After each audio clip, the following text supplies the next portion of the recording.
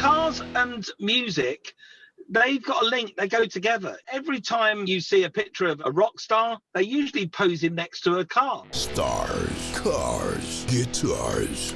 So Stars, Cars, Guitars is a podcast, and it's now also a YouTube channel. And we are very, very aware that we've had hardly any cars since this crazy situation of lockdown. So I thought I need a man in a car, and I need a musician as well. So let's bring on, from Wheeler Dealers in a Car, Mike Brewer.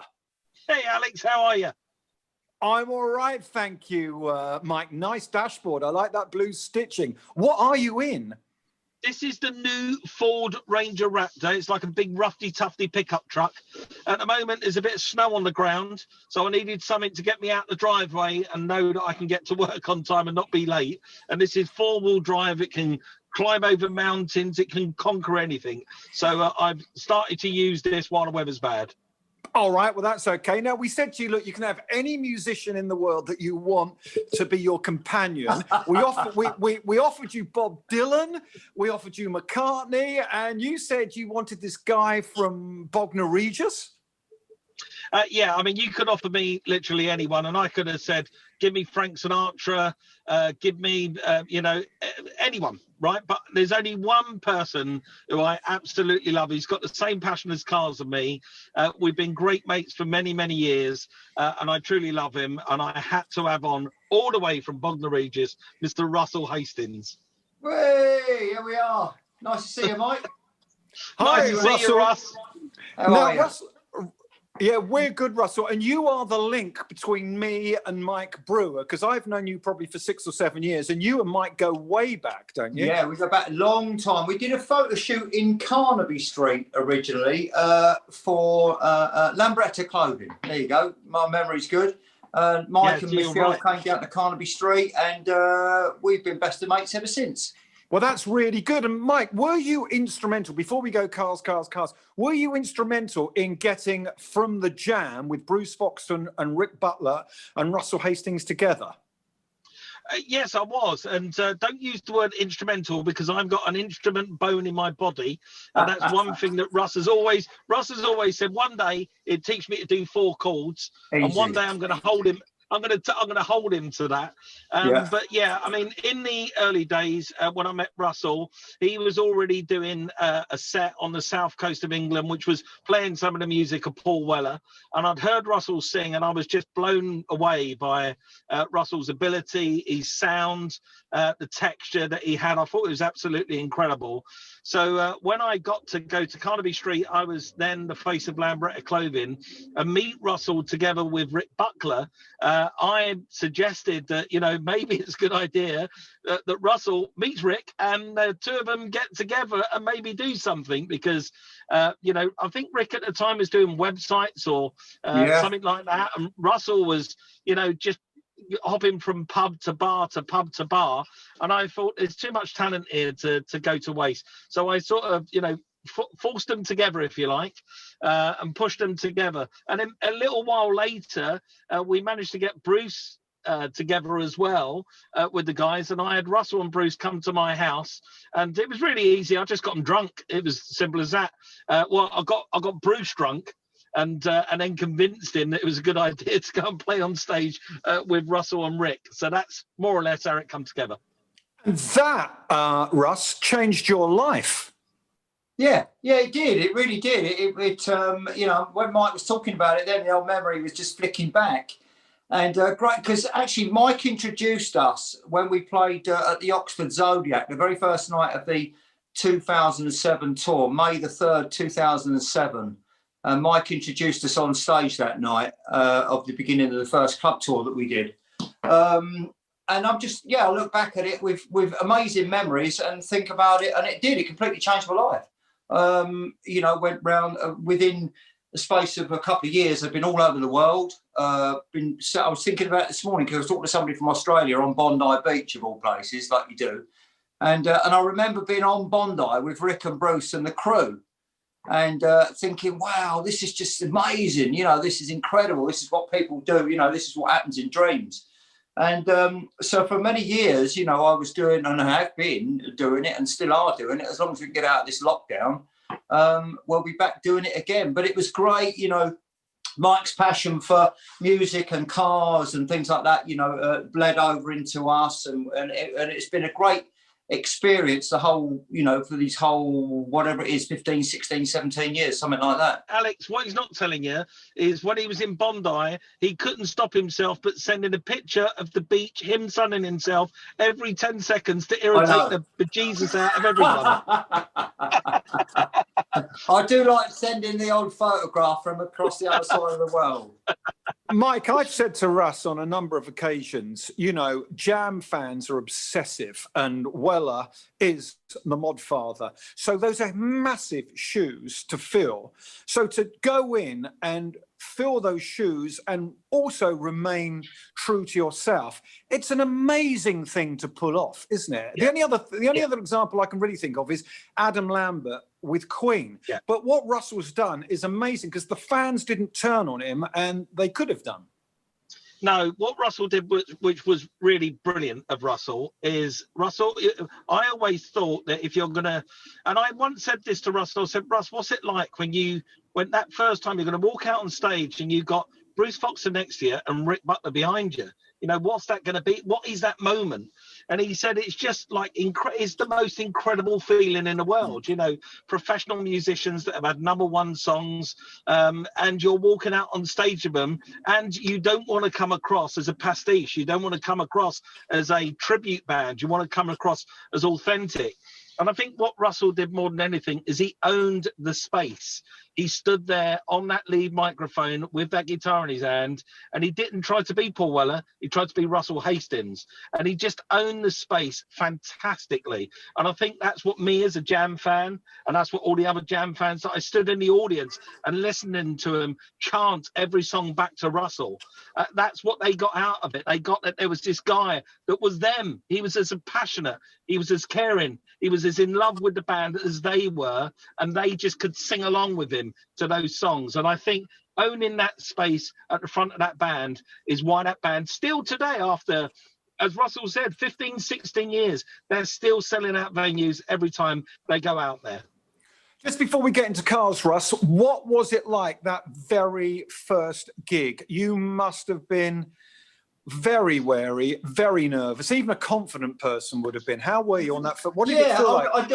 It was quite good because Bruce came up and guested with Rick and myself at Guildford Uni. So it was for 2 songs. That was the very first time. And the experience on stage, the volume on stage just shot up a gear or 2 gears.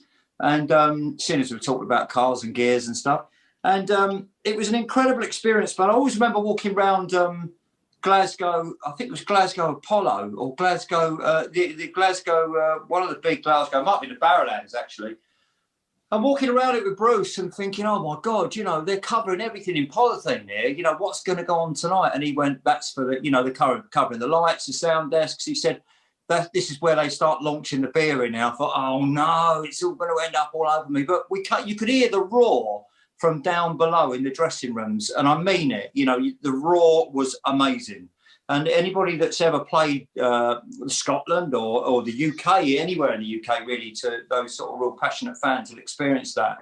And coming out and feeling you know, and they were as good as gold with me. You know, they like you say, they never turned on me. They were lovely, they were passionate, you know, and it was just one of the most thrilling, exciting times of my life, you know. And I must just share this before we talk about something else, that it was a great experience because Bruce said to me about 10 years ago, it was Paul's birthday, and Paul had phoned Bruce up and said, I want you to come and join me at the Albert Hall. So I knew about this, and it was all a secret, and it was a secret. Bruce was going to come out and guest out on stage at one of the shows that Paul was doing, 5 nights sold out at the Albert Hall, and Bruce was going to come out. Well, I leaked it to Michelle, Mike's wife, and Mike was there unknowingly that Bruce was going to come out. And there was me, Mark Brzezicki from Big Country, there was Mike and Michelle, myself, Kim, and we were all there. Then Bruce came out, and I remember the security staff trying to calm Mike down, you know, when Bruce came out, because the place just erupted it just was 5,000 Jam fans, pretty much 5,000 Jam fans, just went completely nuts in the place. And it was an experience that I'll never forget. And it was lovely to be part of and privy to behind the scenes, you know, and going backstage afterwards and stuff like that. But Mike will tell you what it was like. It was a real thrill, wasn't it, Mike? It was, you know, it was amazing. What I got out of that evening was not only did we have the best seats in the house, thanks to you, and Bruce was sat with us in the crowd, and all of a sudden I thought he's getting up and going to the toilet, and then he walks out on stage with his bass guitar. Not only that, but there was this feeling throughout the whole audience, watching 5,000 middle-aged men literally cry. They were crying in tears, but in tears of joy. Absolute joy at watching these two people come back together was just well, it was, for me, it's the best time I've ever had in my life. I just thought it was bloody incredible. Can you guys see why it's so hard for us to talk about cars on Stars, Cars, Guitars? Because we start with music and it's so hard to leave. Now, all three of us love cars, but the passion within us for music, I suppose music is more emotional than cars, but you guys may disagree. I just want to start with Mike on this before we talk Porsche, because that's really what we're meant to be doing. Mike, the cars we should never have sold, well, any car we had in our youth would be worth a lot of money now. I'm thinking I had some RS Mexicos, a Mark 1 and Mark 2, but the car I should never have sold was my Volvo P1800. And I remember when I bought it, at the time, you had one. Tell me you've still got it. I wish I did. You know, I'd sold that car. Regrettably, I'll tell you why I sold it. I restored the car, nut and bolt restoration on it, and it won a few awards, and it was a wonderful car. Then I went to work away for a period of time, and I came back. And when I walked back in the garage and popped open my sealed garage door, there was a rust spot. After all the work I'd done to it, was a rust spot right in the middle of one of the doors. And I was so annoyed by it. I was so angry that the car had the audacity to do that to me. How dare you do that to me? After the love, care and attention I put into you, that I decided that day I'm going to sell it. And I advertised it out there online the next day, and I sold it that evening to a guy who was as passionate about Volvos as me. And when I sold the car and I watched it disappear up the driveway, I had a little tear, I choked a little bit, because that car, Micho actually bought it for my birthday before I restored it. So it was a little bit emotional to let it go. But then I thought, do you know what? I'm going to do something good. So I went and bought my mum and dad a car with the money and changed their lives for the better. So that's what I did. Oh, right. Yeah, I just love those cars. And for anyone who may not be a fave, it's the Roger Moore Simon Templar car from the Saint. And mine, I had the spotlights and the mini light wheels, the wooden steering wheel, and I just got a little bit desperate for cash. I sold it, and I sold it for more than I bought it for. But that's with me. It's always feast and famine. I even let my Beatles autograph go once to buy a gas boiler, but we won't get into that. But Alex, cars and music, they've got a link. They go together. You know, there's thousands, if not hundreds of thousands of songs written about cars. Even Paul Weller has written songs about cars. There's hundreds of those, and every time you see a picture of a rock star, they usually pose him next to a car. You know, whether we're going all the way back to, you know, Mick Jagger with his Aston Martin DB6, John Lennon with his Mercedes 600 Pullman, Paul McCartney with his Mini. You know, every sort of star, once they become stars, they love their cars as well. So cars and stars do go together. And that's why you've got us together, because me and Russell have got the same passion and enthusiasm about a certain German brand. Yes. So, right, Russ, let's get into this. Now, I can only talk entry level. I had, and don't laugh, guys, because I had a nice 944, but I also had a 924, and I don't care whether people laugh. I really like the 924. Now, you both going to laugh and say that's a woman's car, Russ?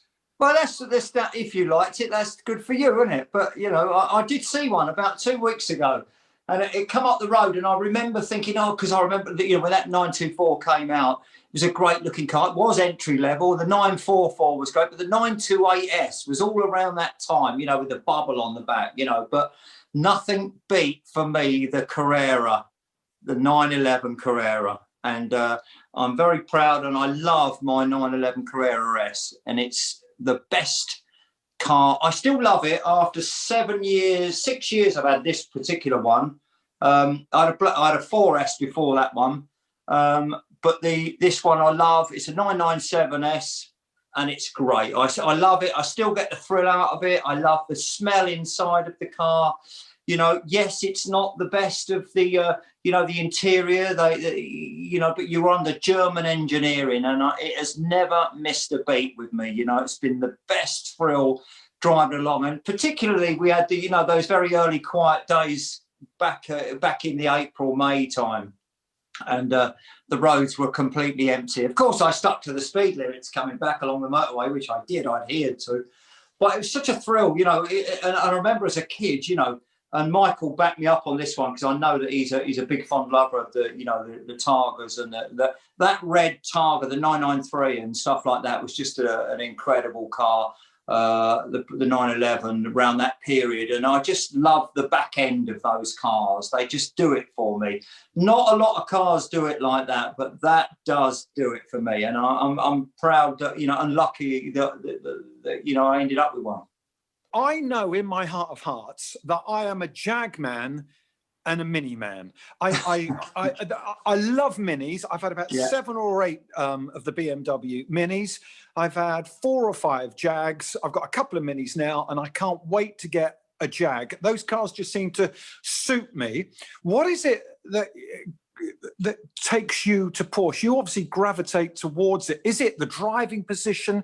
Is it your hands on the wheel? Is it how the car makes you feel? Is it because you feel safe in the car? What is it?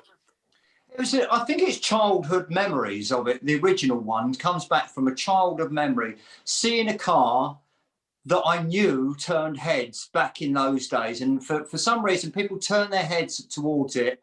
And I looked at it and I thought, oh, look at that car, and the one that I remember first was a red 911, probably about 1973, 74, something like that I remember being fully aware of it.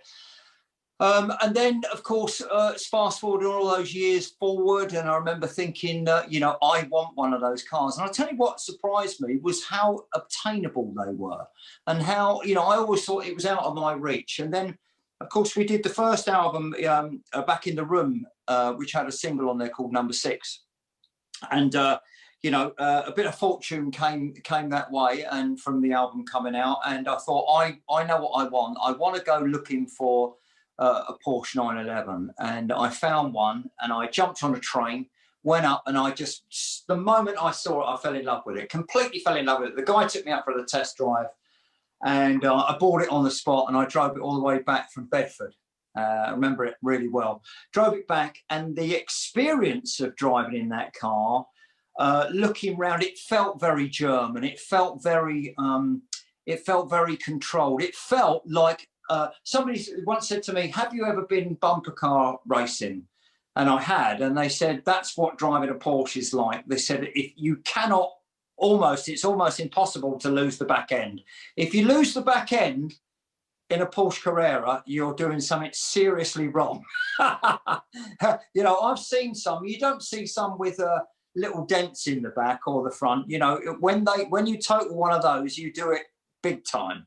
I've seen one with not a straight panel in it completely. So it was everything about them, but purely when you looked around the back of the car, for me, the way it held to the ground, and look at the size of the rear tyres on them. It looked so safe and stuck to the ground, a prowling monster, and it was just ready, and it sounded amazing. Everything about it, really. I'm in love with them, and I still love mine to death now. I love getting in. You know what? One of the reasons I love these conversations is because you've just said something there, and I've never thought this before, but when you said a childhood memory, you know, I mentioned Volvo, Roger Moore in the Saint, or Aston Martin, Roger Moore in the Persuaders, Tony Curtis with a Ferrari in the Persuaders, Magnum with a Ferrari, Simon D with an E-Type. I can't ever remember seeing a television personality or a TV hero driving a Porsche 911. No, but they're on the telly quite a bit. But no, none of the superstars and none of the, if you like, the superheroes, you know, Simon Templars and things like that, they didn't drive them at all. But you'd often see them in the LA films, really, particularly driving down the boulevard and stuff like that. And if you were lucky, you saw one driving down the street, you know, near you. And you know, I would have a lot of fun pulling into. On the way back to Bruce's house, you know, when we come off the A3, when we pull in and we come through Guildford, and there's two ways that you can come through Guildford, and I particularly drive through the Porsche garage. And he says, "Okay, everybody look left." So we all have to look, and I sometimes pull over to see what's in the window. Bruce is a big Porsche fan; he loves Porsches as well, and it made me laugh because many years ago, when I first got my first car, my first Porsche, the keyring had split on there, and he went into Porsche and he bought me one for Christmas, a Porsche keyring on there. And he said when he went in there, it was some years previous to that he bought a brand new Porsche out of there. And as he's gone in there this time, he said they must have thought I was on hard times. He said because all I bought this time was a keyring. He said they were all rubbing their hands together when he came in the door, thinking, "Here he comes, Mr. Foxton again. We're going to sell him another Porsche Carrera." And he said, "Can I have a key ring, please?" Which was for my birthday, which I love, and I still have on my set of keys today. Mike, are you as passionate as Russ about the Porsche? Yeah, I mean, if not more so. I've got quite a little collection of them now, and you know, I love the 924 fondly. I think the 924 is a great little car. If it's a way to get into that Stuttgart badge for not a lot of money, it's the reason why people get bitten by the Porsche bug. So yeah, the 924 is a great little car. I don't own one of them. I've restored a couple of them, but currently I've got a little sizable collection, which seems to be growing. Every time I turn around and open my garage door, I go, "Oh, I've just remembered I bought another one." So, you know, I'm blessed because I get to travel around the world making my car shows. I've worked hard at it, and with that comes a few rewards. So I bought myself everything from a 1976 one model year only 912E, which is a 4-cylinder version of the 911S. It's amazing car. It's 100-pound lighter over the rear axle. It drives at 10 temps rather than at 8 temps with a 911. It's just incredible to own and drive. I've got an 82 SC, which I've just done a GT conversion on and hot rodded the engine effectively, which is an amazing thing. I've got a 1975 Targa, which Russ loves, 1975 Targa wide body slant nose, which I just bought in America, which is wonderful, and that's a rare car.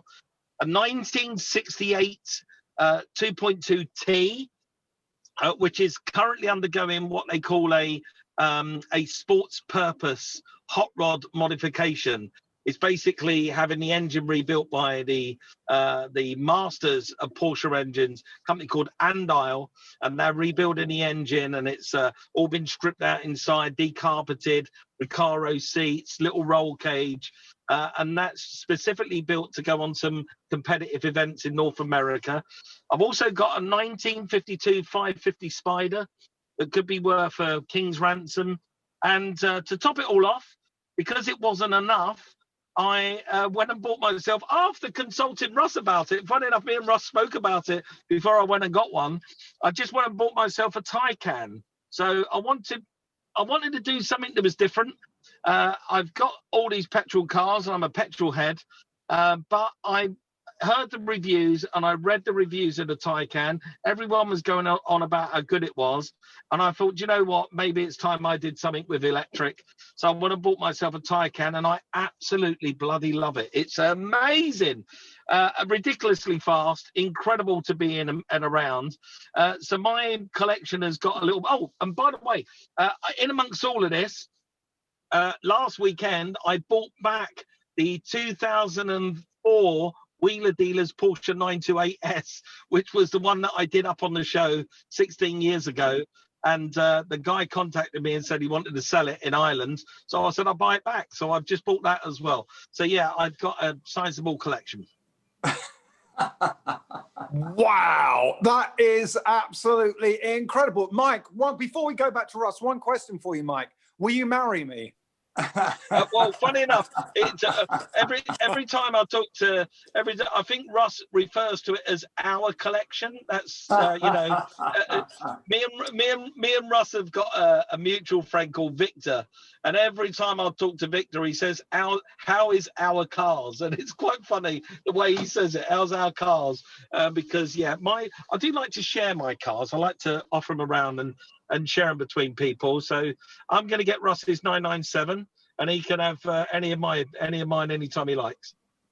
Russ, have you got a collection? I mean, I know you're into speedboats as well, but have you got a collection of cars, or no, just one for the shops and one for Sundays? Literally, just I'm a layman collector, and I just drool over what Mike's got. Really, I let him take all the space up, and all the tax and MOT on them.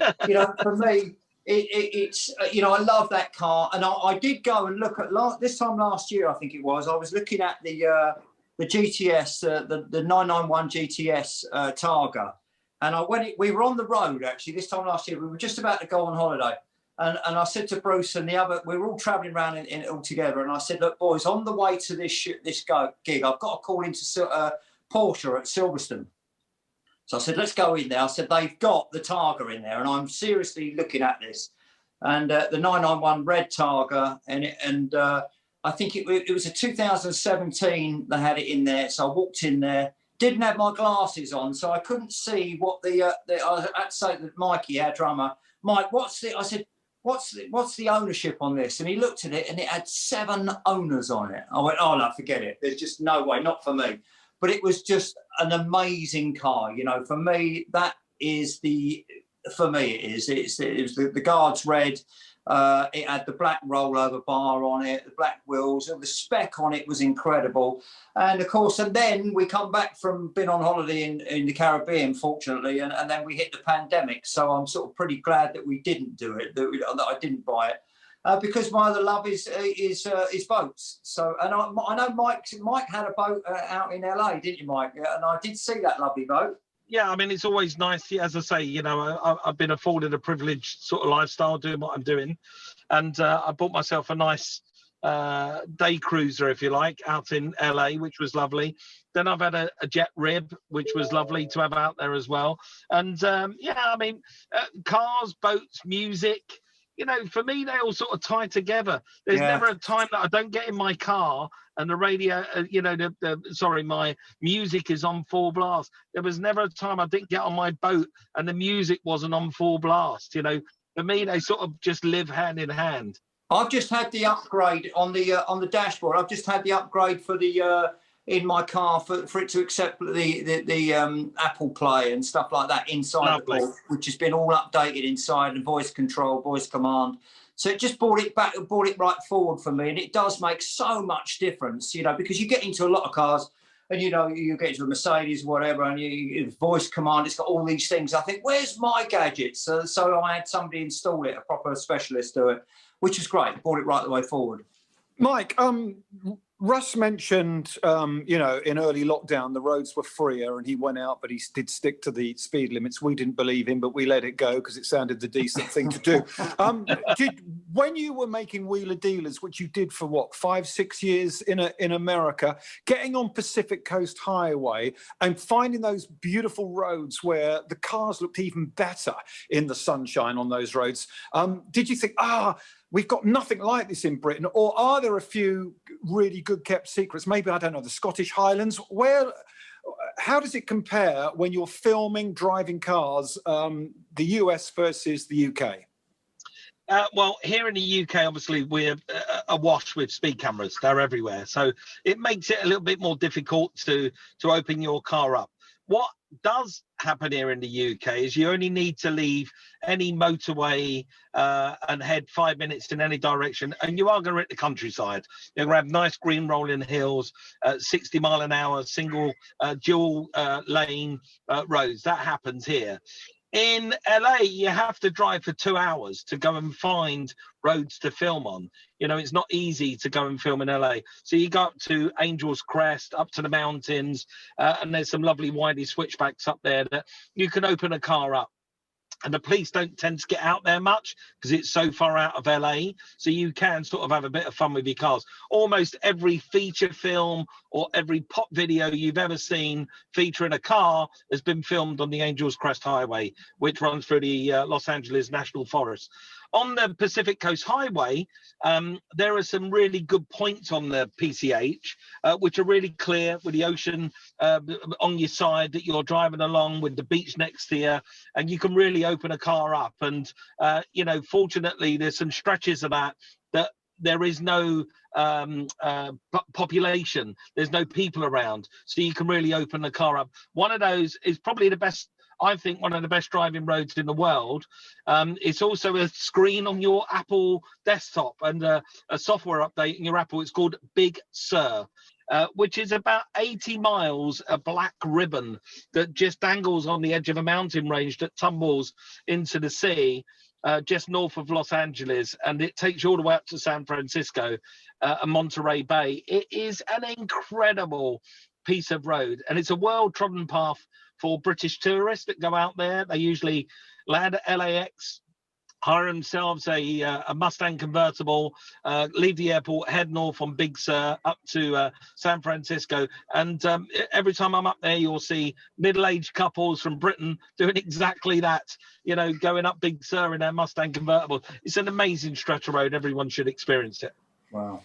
And as far as Wheeler Dealers is concerned, you are now back in the UK. I'm imagining somehow you've got a foot in one camp in the UK and still one in the USA. And you are all over the TV. Where can we see you at the moment now in early 2021? Well, all over the place at the moment, yeah. So Wheeler Dealers is currently airing on Discovery UK. And if you miss it, you can catch up on the Discovery Plus app. The new series, also a new series starts on Quest Television, which is a Freeview channel. And that's the last series of Wheeler Dealers that was on Discovery, is now airing on Quest. That starts Wednesday nights. So that's good for people. And in America, the Discovery-owned Motor Trend Network, which is the big motoring network, the new series of Wheeler Dealers is playing out on that network as well. And I'm currently in the UK making 20 more Wheeler Dealers episodes in the UK and 10 more Dream Car programs, which is where I trade up to get the car of somebody's dreams. Brilliant. So you never know. I might trade up Russell and see if I can get into that Carrera. That's hot. That Targa. Nice. That Garbs red Targa. Bring it on, man. Bring it on. He'd give me an old. Russell will give me an old Gibson guitar and say, "Go and bring me that." I've got one sitting just here for you. I knew you'd say that. Hey, Russell, yeah. I interviewed Mike on the radio a few weeks back, and I said to him, you know, they used to say, and not that long ago, that I Love Lucy with Lucille Ball was on a TV channel in every territory around the world somewhere. And I said to Mike, and this is a huge honor to him, and I think he should have this made into a bumper sticker. He is the new Lucille Ball. Yeah, no one else is on. No one else is on TV as much as this guy. No. When he goes off to, some of the countries, Mike will tell you, but when he goes off to some of the places, he's treated like the Beatles. You know, when he gets off a flight, you know, like it's like the Beatles have arrived. You know, which is great. You know, Mike's doing what he does. It's contagious. I've always loved watching Mike's shows, you know, or anything that Mike gets involved in because of the enthusiasm. You know, I love people with enthusiasm. That's why we connected early doors.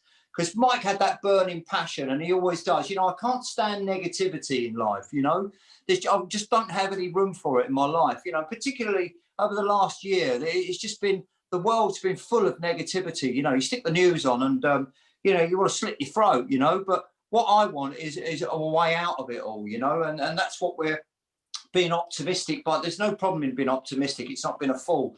You know, and you know, Michael doing what he was doing out in the States, I love seeing how he got on out there, and all the different cast and people that he has on board, and all that passion for whether it's cars, music, guitars, whatever. And like you, Alex, you're exactly the same. You have that passion as well. You know, and I know, and I love talking with you. You know, we talk often about, you know, music and about cars and about things in general, really. And we were at the Goodwood Revival some 5 or 6 years ago. Do you remember that? We had a lovely afternoon, didn't we? Yeah, it was lovely. You know, it was great to bump into. That was just before we went off to Australia. We were on tour. About 3 days later, we jumped on a flight and went off to Australia for about a month, you know, and which was a great thing to go and do as well. It's, you know, I'm very honoured. I think all of us are very privileged to do what we do. And I think particularly in the last year with the pandemic, we keep going on about that, but, you know, it really brings it home as to how much it means to us. And I said to Bruce on the phone the other day, you know, which he'd probably make me eat my words, but I said, I'll never moan about another service station ever again. I want to see them, you know, because it's been so long. You know, I used to think, oh, no, man, not the M26, the M25 again, or not the M6, or not the A1, you know, because we spend most of our lives driving up and down there, and I'd just be looking around at whatever cars were coming down the road. And often you pull into a garage or a services, you know, and you'd see a car out and think, oh, look at that, man. You know, you get an idea of it, take a photograph of it. My phone, I mean, Mike's got a load of photos of cars in his phone. I've got a lot of photos in mine. And I know I like to snap pictures wherever I go of anything that sort of floats my boat, really. All right, look, we've got to let Mike go because Mike's got some filming to do. He's not got a suit on for you and me, Russ. So lots of love, Mike, and thank you very much. Do you know what? It's an absolute pleasure and an honour. And just to echo what Russ said there, it's really easy to put a smile on your face, and it's much harder to put a frown on your face. And you know, me and Russell have a link to each other through our positivity. You know, we're always looking forward, we're always looking ahead, never look over our shoulder, think about what's coming next. And it's just what I'm desperate for in the world at the moment, particularly now, especially after we've just gone through these ridiculous world leaders as well, is just for people to be kind to each other. It's not hard, you know, to be nice and to be kind to each other. And that's all I'm asking for in the world at the moment. But we're going to get through this. We're going to get together, Russ, as soon as we can. Yeah, and let's trade me up, man. Trade me up to that car, that red Dodge red. I'm wanting it. Well, I love you. I love you to bits. You know that. Alex, I love you too, brother. Thank you so much for having me on again. I really do appreciate it. Nice. Always love. I think the reason I love speaking to you two guys so much is that you are always glass half. Well, you're not glass half full, Mike. You're glass brimming over. Look, we'll let you get going, Mike. Thank you very much, Alex. Love to you, to all your listeners, and really appreciate the opportunity again. Right, so Russell, I know you don't know the answer to this question, but when are you going to be back out on the road again? We are going to be back out there. Listen, I've got a really good feeling about this. We'll be back out there very late May, middle of June. That's what I think. That's what the rest of the industry tends to think, whether it's got some limitations on it or not. But I'm guessing, you know, the festivals will come through the summer, socially distanced, although a lot will be vaccinated. So I'm hoping around late May, June, July onwards. And then, of course, we would have been in the studio because at the moment we can't get back in the studio. We're recording a new album, which is called The Butterfly Effect. Most of the songs are written for that already. Every time we've been set up to go in the studio, we get locked down again. So we've been in there a couple of times, we get locked down, and so we're really keen to get back in there. So as soon as we come out of this particular lockdown, we'll be back in the studio recording the new album, which comes out at the end of this coming year now, September, October time. So like everybody else, you know, we're just watching every day. My theory is if I keep my head down for the next few months, Be optimistic about it. Watch it. Nothing's going to happen before the spring anyway. And then, May, June, July onwards, I'm hoping, good, very positive festivals, then shows throughout the rest of the year from September onwards. Well, we wish you all the best with that, and I'm sure we will bump into each other at some festival. I'm sure we will, Alex. Look forward to it. Stars, Cars, Guitars was produced by Tom Stroud.